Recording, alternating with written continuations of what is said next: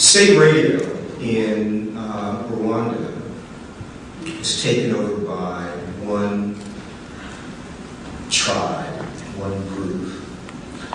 And they began to put out propaganda so that the Tutsis were targeted. And what resulted from the fact that state radio was able to do that was essentially mass genocide in Rwanda.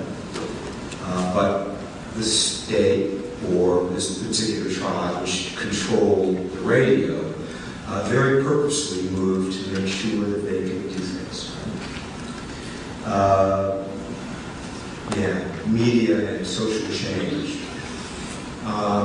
In Venezuela, Chavez really had an incredible revolution, democratic revolution, to begin to put in place things that were going to have an impact on the people in Venezuela.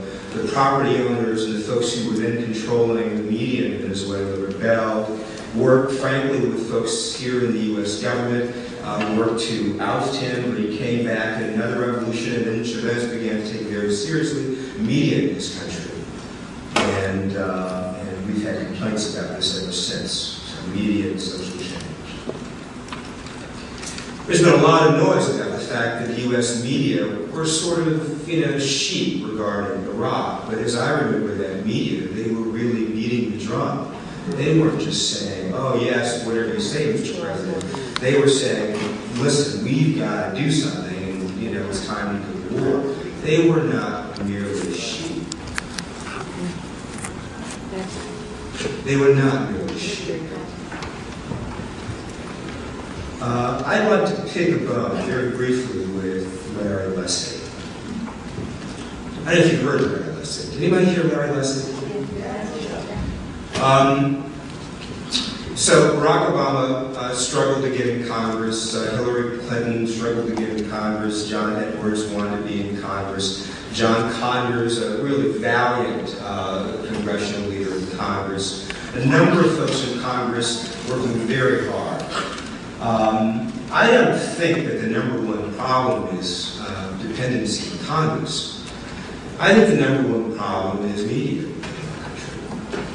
I think the number one problem in our country is that we cannot have an intelligent dialogue. One of the things that Lessig brought out, but he sort of moved beyond, was the fact that even though the majority of scientists, the vast majority of scientists, when you look at peer-reviewed articles, understand that there really was no debate about global warming and the fact that human beings were by and large the cause of it. But when you look at the media coverage, there was the debate. The problem wasn't Congress, the problem was the media coverage. We cannot have an intelligent, sustained conversation in this country. As much as I love Barack and John McCain, and we will not have an intelligent, sustained media conversation or conversation about this election and what is at stake. Even if we're able to get an incredible maverick reformer like John McCain in office, or visionary like Barack Obama in office, our structural problems will remain. And those fundamental structural problems are still, I think, that all Americans do not have political voice in this country, or the ability to acquire information that they can trust that will lead them to even participate in the election, much less vote in a way that's intelligent and hold their leaders accountable. Those structural problems will remain. So we have, I think, two things to continue to push on. And it's not even so much about the FCC. It really is making sure that we in local communities sort of understand the relationship between media and democracy. You do not have democracy without the ability to communicate. Forget about electing anyone. You are not able to come together as an association without electing people and solve problems if you cannot communicate together. If we had more people who know about Big Brown and what's going to happen whether he wins the, whatever the next race is, right? Belmont. Who knows?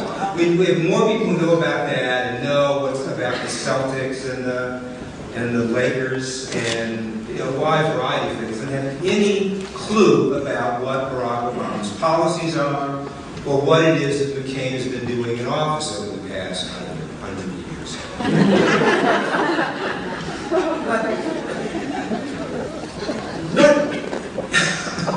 Congress is not the number one problem. Congress is not the number one problem.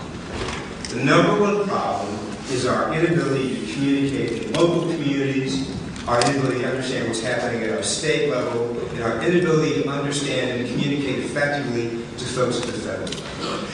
And I look forward to your questions and the conversation continuing. I'm sorry I don't have a nice fancy slide change.